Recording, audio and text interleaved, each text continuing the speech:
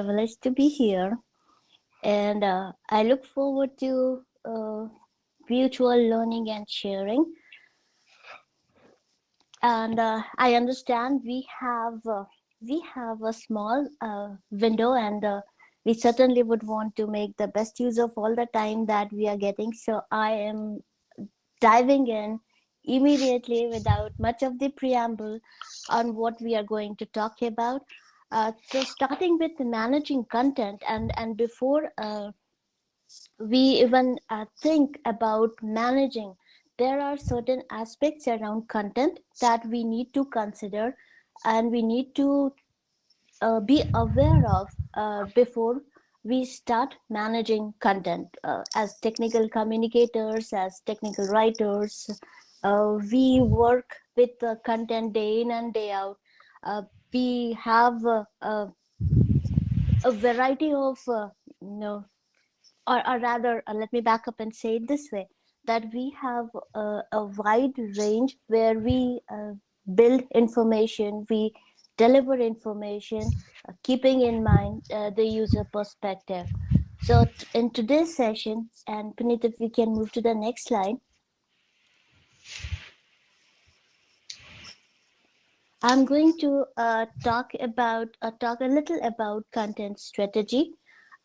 And before we talk in detail managing content in organization, aspects of media and platform variation, and communicating effectively in a digital world, because anything that we do in our content world is a part of a content strategy, whether it is being devised formally in an organization, or it is just that something we have inherited, and we are aligned with our development teams, our um, agile teams, if you all are working in the agile environment, or the teams, QA, dev, and all the other disciplines that follow in the waterfall or RAP, beat any way, we beat any umbrella that you consider. That's precisely where content plays an important role. We are the APIs, we are the interface of software that we release to our client, that we build, that we create for our users. So precisely this, everything is built around a content strategy in the organization. And I'll talk a little about that. And Puneet, if we can move to the next slide, please.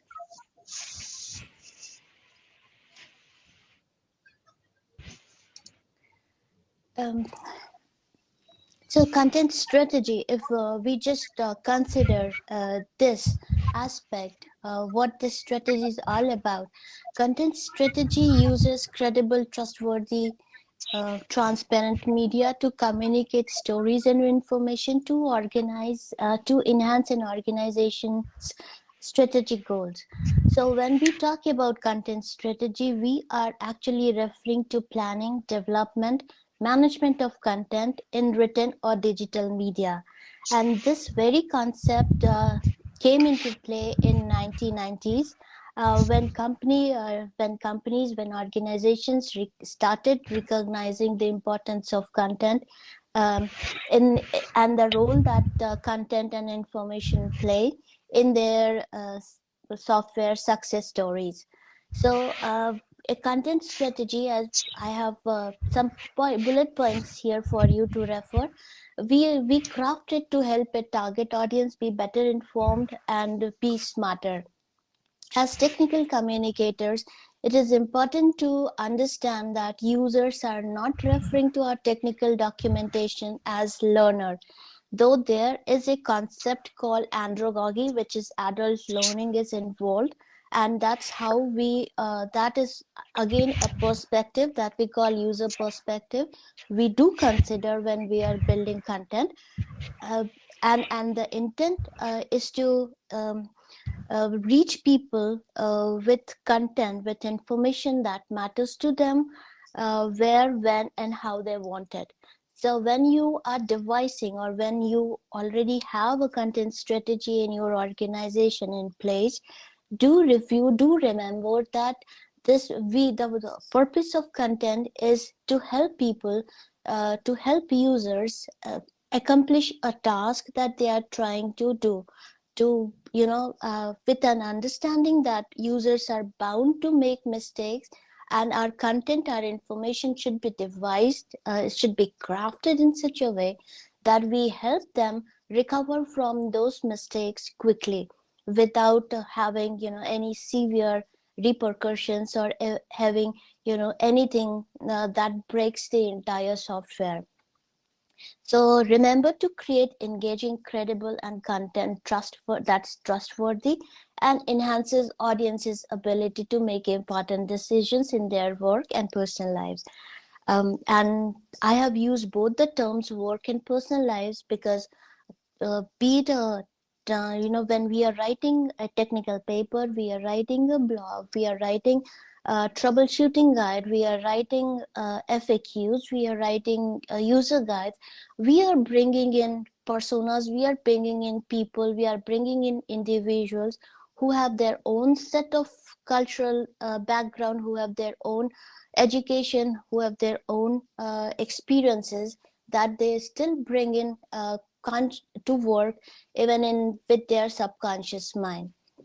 So this is why I wanted to talk about content strategy first before we move to the various aspects when we consider content management in our organization. So I would also like to introduce all of you, and I'm sure many of you know Maslow's hierarchy of needs. um, these talk about there are 5 levels, and these levels are something that we cater to through our content, through the information that we build for our users. And if you all have worked on personas, or if you have built personas like Techie Teller or Becky Banker, so you bring in the user's perspective, and the information that you build caters to their specific need. So when I talk about Maslow's hierarchy of need, physiological need, safety, is something that we begin with when we deliver them a PDF or an HTML5 or a CHM. So everything, they have this uh, feeling of information available to them when they need it. So that with the very notion of having information available brings them to the third level of belonging. um, and here, if you have crafted information specifically for a system administrator, or the information that you have written in your release notes that has some marketing touch, you have built a collateral that might be of interest to an executive who has decision making abilities, or who is the authority. So that is where we cater to this level of needs. And then I talked about troubleshooting guide, I talked about helping users with the information that they need. So if you reflect, as adults, as learners, we always get this great sense of accomplishment when we find information ourselves, when we get this feeling that okay, I did it. So if I have made a mistake, if I am entering a port number, I'm not going to follow step 1 through step 10, but probably I need, I'm deploying, I'm installing, I'm configuring, and there is one field where I'm stuck up. And that is where my content comes into play. My content helps this particular user with the information they need. And the way we lay out our content, the way we structure our information is something that helps them to find it quickly, make it accessible to them. And this very feeling of having this, having the information that they needed to complete this task, they found it themselves, is boost their self-esteem. And that's how we reach to the highest level of self-actualization, because we all want to be whatever we can be. So a system administrator wants to feel that he or she is a system administrator and successfully accomplishing all the tasks, and information is there dedicated or designed specifically for them, making them exclusive and helping them to be, whatever they need to do without defaulting or without making any mistake. So that is precisely what Christina Halvorson's 5D framework talks about when we talk about organizing our content, managing content in our organization. There are 5 aspects: discover, define, design, develop, and deploy. So when we consider discover, let me talk about the first bullet. When we are considering discover, always remember the purpose. Keep your content focused for the selected audience. Also ask, are the objectives clear? Is research needed? Should all stakeholders participate in overall planning? Is research design or usability considered? Content management system and technology, all the tools, and if you have a CMS in place, everything is well aligned. Our cross platform ownership, there are so many aspects that you need to consider, because discovery is also related to content audit. You have to build your inventory, you have to list all the information that you have included, for example page ID or page title or the URL or notes, or any meta description or meta keyword, if you are using metadata, or if you are working in the data world, or if you are using structured content. So that is precisely what you have to consider when you are thinking, you are using one of the 5D components to build your content. And content style guide is also an important aspect, because you need to understand, we all need to understand search analytics, legal requirements, channel requirements, if any. And if I may say it this way, that the content that we are building, does it marry with stakeholders agenda derived from various research or interviews or SMA interactions we all have had. So these are what you are going to consider when you are discovering the content, when you're discovering the information, to tag it to a specific persona, to tag it to a specific category of your content. Then comes define. So defining is about defining content, defining style guide, defining workflow design, defining role description, editorial calendar, because your editors are involved, or if we are following the concept of peer review or using this activity, that is what defining would come into play. And then if you have uh, if you are also having a testing tool or a development plan, or if your design is going to use some proprietary information or confidential information or logo, so all these would come into play, or all these are the considerations for designing your page and your content and the structure of your content. You can also consider defining the structure, the TOC, or all the objectives. Like you are building a user guide, and who are your audience? You are building FAQ, who's going to refer to that FAQ? You are building a help, if it is a user interface help, who are your users? Are they, if I am from banking and financial domain, so when I work on a help file, I consider all the user interface from the perspective of, if it is going to be used by a teller or if it is going to be used by a supervisor. So supervisor is a level up above the teller, uh, the front desk executive.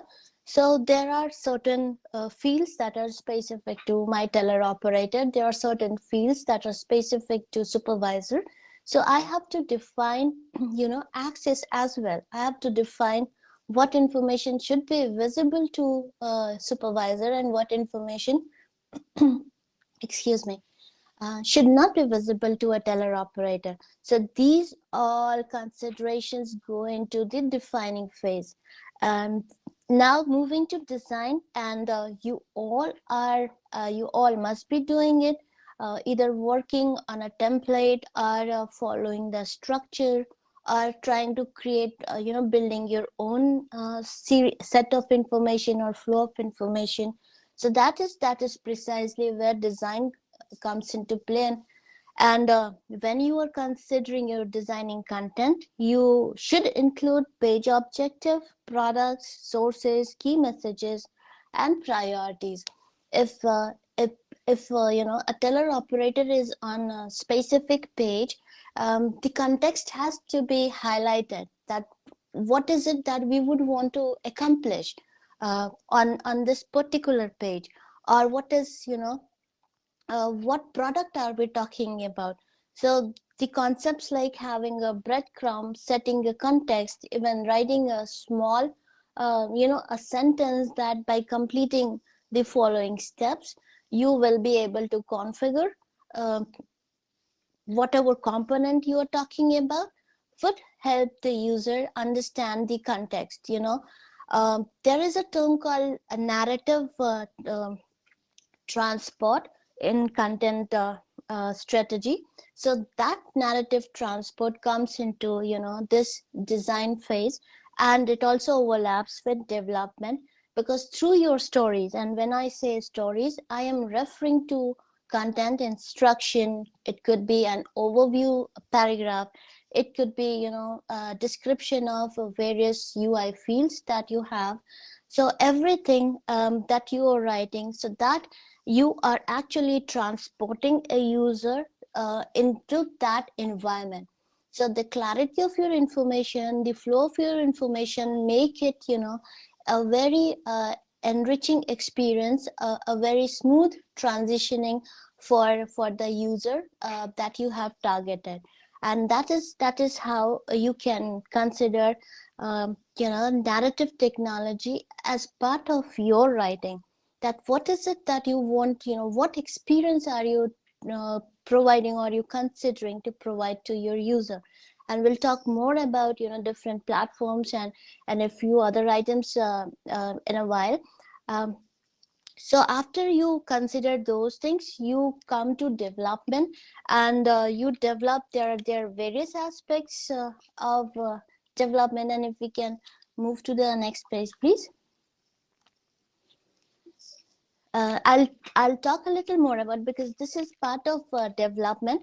So when we are considering development, you are going to consider multimedia. You're going to consider multi-platform while considering who you want to reach. What is your story? So when you are considering multimedia or any of these content, remember that all content is not created equal. So you have to be very particular about your audience, uh, whom you want to reach. What is it that you want to narrate to these audience? So that is, your storytelling would change across multimedia. If you're going to follow, the story format, you're going to consider visual, you're going to consider process, you're going to consider people. If you are catering to baby boomers, people who are born in 60s, they are voracious readers. They would want to read more than to watch a video. But if you're considering catering to millennials, if your product is more aligned towards millennial, you are actually talking about, you would want to use more visuals. You would want to consider multi-platform. You would want to build a podcast, then to build a 100-page PDF for them to read. You would want to keep everything as one-page approach for all your information. So that is precisely what you are going to consider. And also the concept of responsive design. We work on desktop. We now have mobile devices. People are using tablet, they are using smartphones. So those are some of the consideration that you must consider when you are developing your content. And again, part of that development, you have to deploy, and that is part of, consider that is part of what you would say publishing. If you are considering multimedia, you have to ensure that your platforms are compatible. If you are considering multi-platform, then you have to ensure, for example, if you are building a podcast, so remember, you have to commit to a podcast. You have to consider the space that you need to host a podcast. iTunes has more than 1 billion users. So if you are publishing, if you are putting something out on iTunes, it has to be not one of, the commitment. It has to be like a series. You can use a podcast to, complement your release notes. You can use the podcast to talk about uh, the key highlight of, the new release. So that is something you would want to consider when you are trying to, um, use the new technology and diversify your content and deliver them in multiple aspects. So can we move to the next slide, please?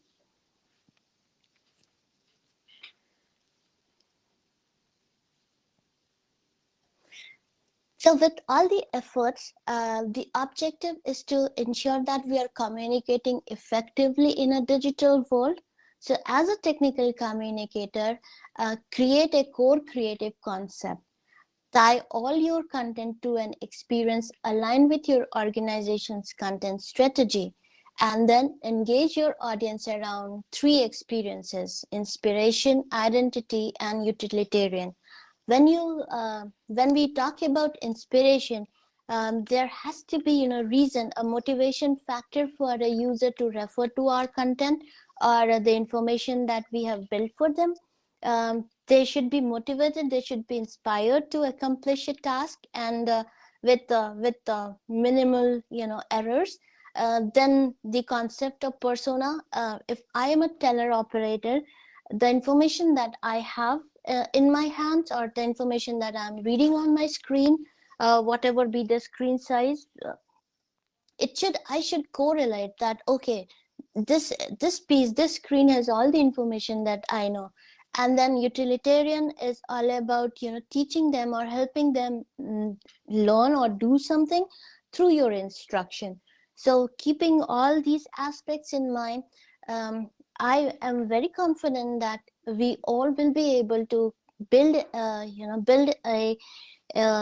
content, create content that is certainly going to enrich our client experiences and make it more of, a legendary experience through our content, and will help us accomplish the task uh, that we all would want to accomplish through our content.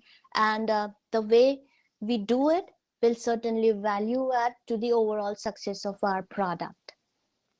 So on this note, I am opening up for